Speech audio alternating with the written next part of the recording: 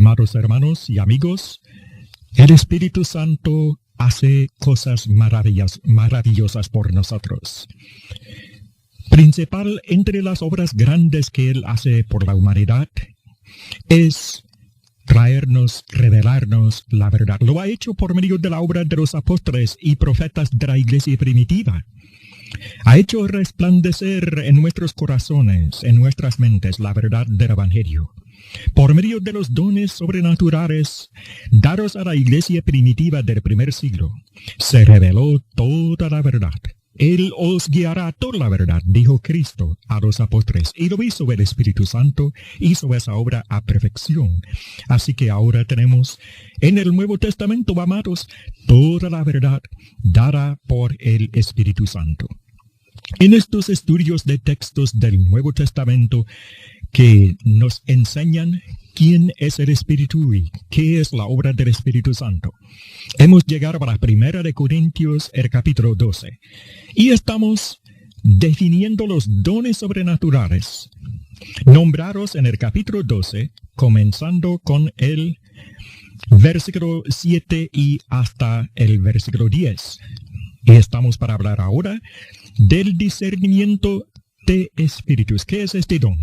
El discernimiento de espíritus.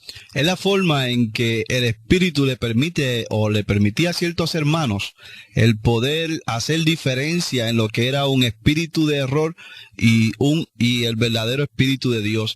Que pudieran ellos estar preparados para cualquier falsa doctrina. Era la forma en poder reconocer un espíritu del enemigo de las almas. Poder reconocer un engaño, como en el caso de Ananías y Zafira. Como en el caso de Bar Jesús. Bar Jesús sí. También. Y así, pues, el Espíritu daba este don sobrenatural. Quiero señalar que ese mismo don o esa enseñanza, esa sabiduría, ese poder de poder señalar los espíritus, era algo sobrenatural.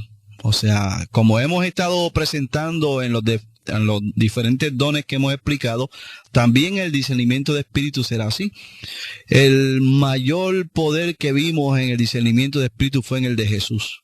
Jesús tenía, toda la plenitud de la divinidad residía en Jesús. Sí, así dice. Y entonces, pues, él podía saber el corazón de cada uno de aquellos. Me imagino que eso, pues, le era muy doloroso a él, porque tenía que saber toda la hipocresía de muchos que le rodeaban, ¿verdad?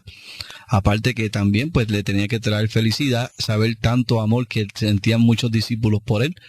Pero podemos señalar ese como el ejemplo máximo del discernimiento de espíritus.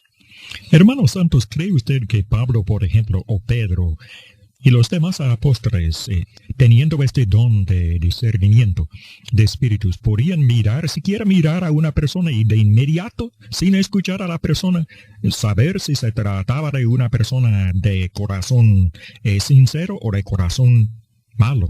Tenemos el caso de una joven que tenía una pitonisa, un espíritu de pitonisa, que iba señalando y anunciando al pueblo, estos son verdaderos siervos de Dios, hablando de Silas y Pablo. Y Pablo inmediatamente reconoció el espíritu de engaño, que aunque decía verdad, era un espíritu malo. Sí. Y ahí mismo Pablo sacó ese espíritu de esa joven, y por eso se buscó problemas, porque los que sacaban ganancia de ella, de la joven endemoniada, pues lo llevaron ante las autoridades. Eso sucedió en Filipos, ¿no? Correcto. En el viaje de Pablo y Silas. Pues sí, entonces Pablo sí tenía ese poder. Así es. Discernir a los espíritus. Y hoy día, muchos que dicen que reclaman tener los dones sobrenaturales, no solo enseñan doctrinas falsas, no solo se engañan, sino tampoco pueden discernir a los demás falsos predicadores. ¿No es así? Correcto. Eso explica el caso de esos grandes teleevangelistas que cayeron hacía tiempo, que habían caído o que nunca pudieron llegar a la gracia de Dios, ¿verdad? Pero tenían unos pecados terribles escondidos, como la avaricia de Jim Baker, con todos los pecados de su familia y su esposa y él. El otro gran televangelista que no tuvo misericordia con el otro y era peor. Jimmy Swaggart. Jimmy Swaggart. Hay que nombrarlos, amados, porque esta es una realidad de hoy día. Entonces, si estos hombres que dicen sacar demonios de otras personas y que tienen discernimiento, ¿cómo era que no sabían que esos dos eran dos endemoniados? Precisamente. ¿Qué diferencia hay entre los de hoy día que reclaman tener estos dones sobrenaturales y los de aquel tiempo de la iglesia primitiva que sí habían recibido los dones verdaderos? Para empezar, aquellos hablaban la verdad. Estos predican un evangelio completamente equivocado y tergiversado. La palabra dice que los tales sean anatemas. Así mismo. Pasemos al próximo don sobrenatural que se menciona en esta lista, que Pablo apuntó en la primera de Corintios, el capítulo 12, el versículo 10, habla de milagros, habla de profecía, discernimiento de espíritus, y luego dice, diversos géneros de lenguas.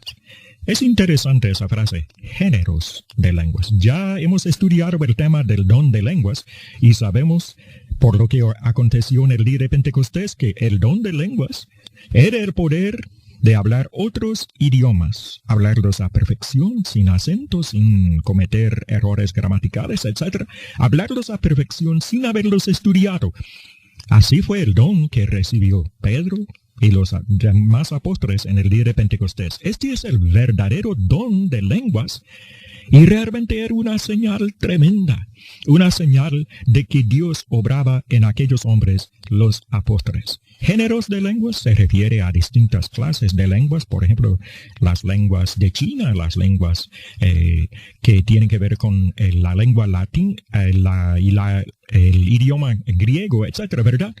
Las lenguas de Egipto, etcétera, géneros de lenguas. Y luego pasamos a al último don de esta lista, interpretación de lenguas, ¿qué sería? Sí, como veremos más adelante, el apóstol Pablo señala que en la iglesia cualquiera que hable lenguas y no tenga un intérprete, que calle. Por lo tanto, en la interpretación de lenguas era precisamente para hacer que ese don o la enseñanza que se iba a hacer a través de don fuera una cosa práctica y edificante a la iglesia. Cualquier persona hablando lenguas sin interpretación no puede ser edificante, porque la palabra edificante o edificar significa dar conocimiento. Y usted no puede entender si usted no habla chino. Pues si nadie le dice qué dijo el chino, pues no va a entender nada, por lo tanto no se va a edificar.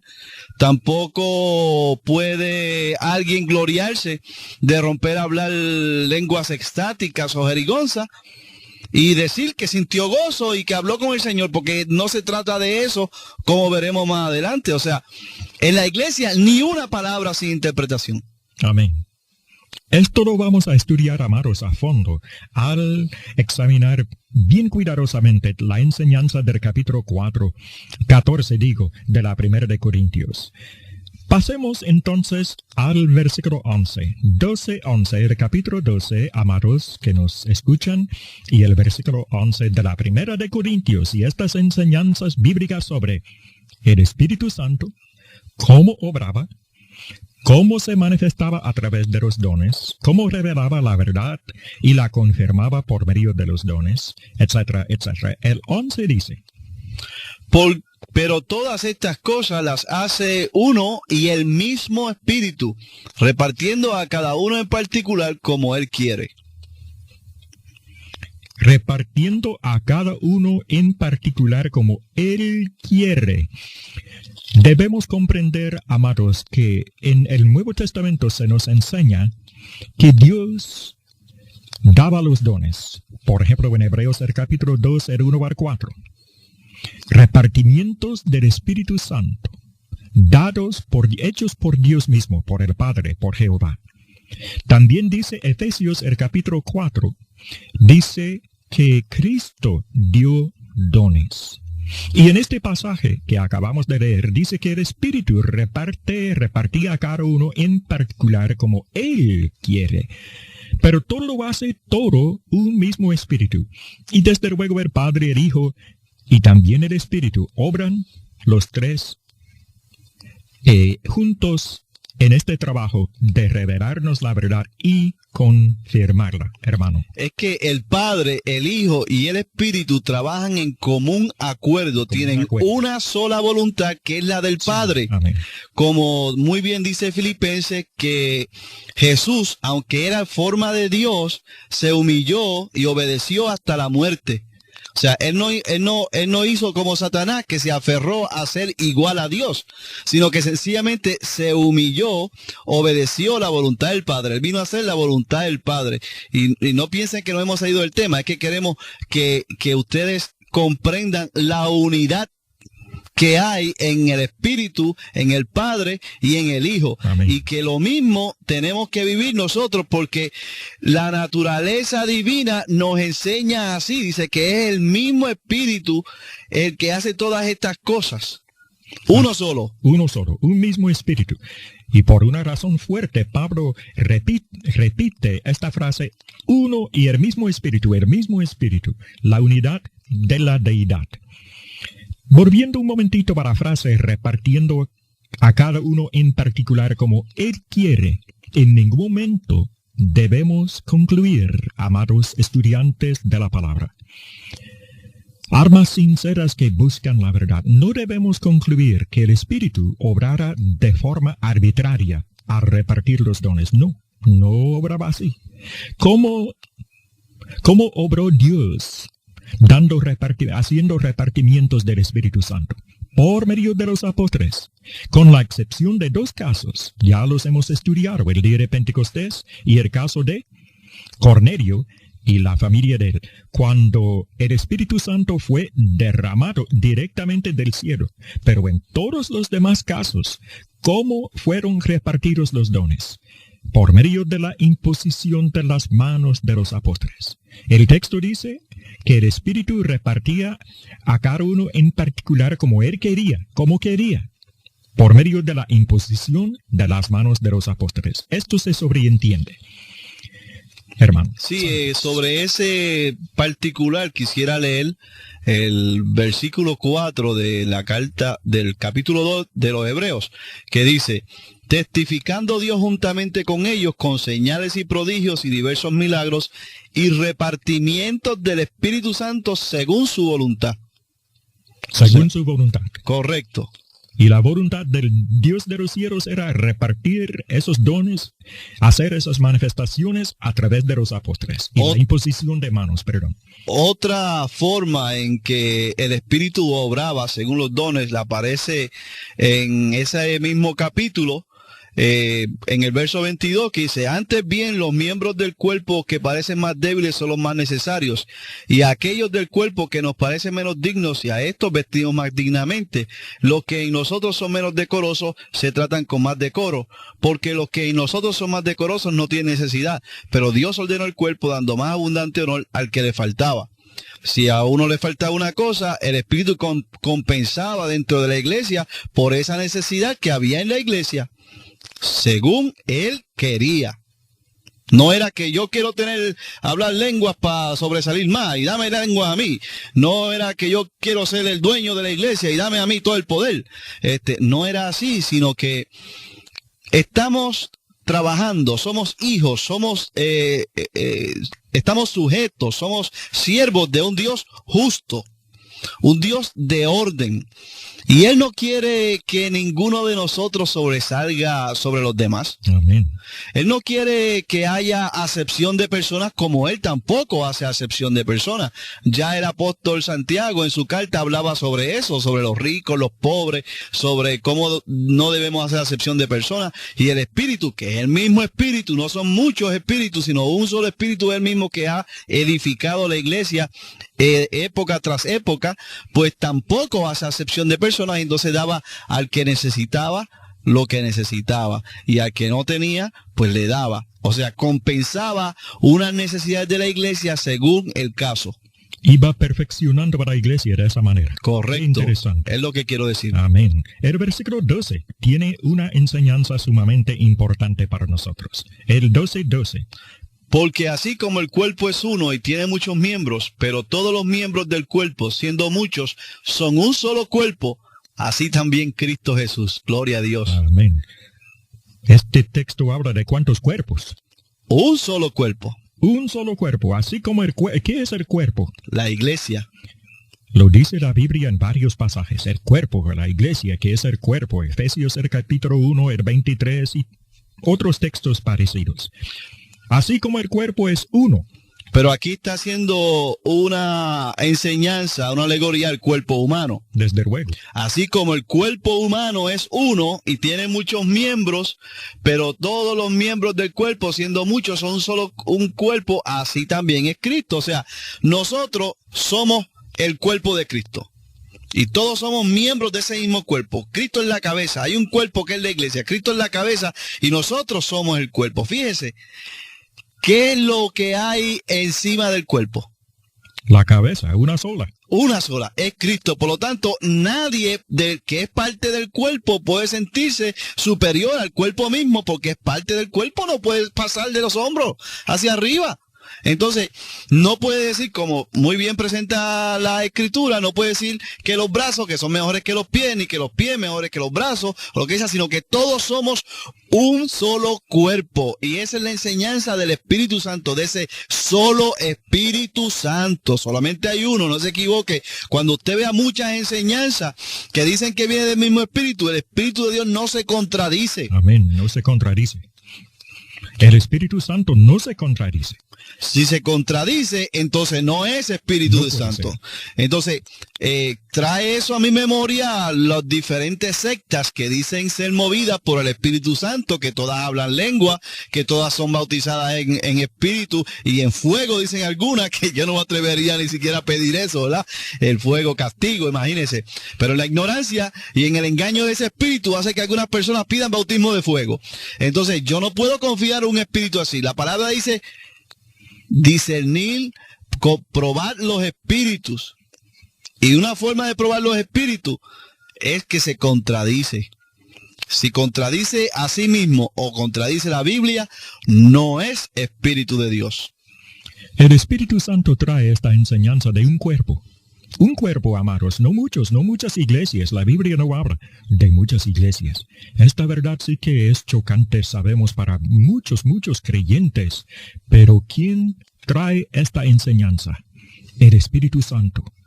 Él es uno. Un solo Espíritu trae esta doctrina.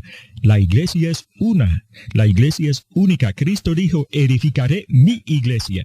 Y el Espíritu Santo viene revelando cómo ha de ser esa iglesia. En su doctrina, en su culto, en su gobierno, etc. Un cuerpo, un solo cuerpo.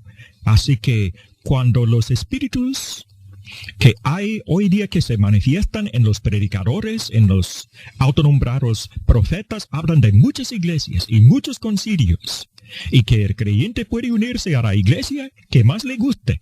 ¿Qué le parece esa clase de enseñanza y ese tipo de espíritu que viene así diciendo, hablando de muchos cuerpos y de muchas iglesias y de muchos concilios que se contradicen entre sí? Es característico y una muestra del espíritu de error y de engaño. Fíjese que por hacer mercadería, por avaricia, muchos de estos super predicadores, les llamo yo, porque reciben mucho dinero de todas esas sectas, y para entonces no caer mal a algunas y otras, dicen, aquellos que hablan lengua de tal sitio y estos que todos son aceptados son el mismo cuerpo y que son más buenos que otros y esto y lo otro, después que le envíen dinero a este televangelista o radioevangelista, entonces están bien, aunque entre ellos están divididos. Están divididos porque tienen diferentes nombres y detrás de cada nombre hay una doctrina de error que contradice una a la otra. Por lo tanto, eso solamente es característico del error, del engaño, de la mentira, de quién verdaderamente está gobernando a estos predicadores y a estos falsos profetas, que es el mismo espíritu de Satanás.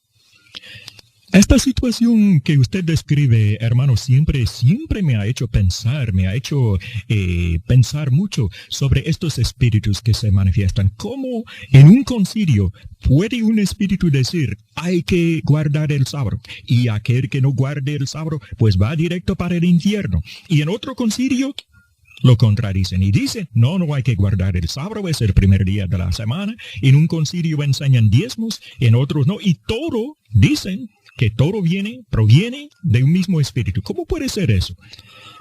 Es posible. Yo no quisiera que nuestra radioaudiencia se confundiera pensando que nosotros estamos en contra de todas las iglesias y que sencillamente, mire, no vaya a ninguna iglesia que están todos perdidos. No.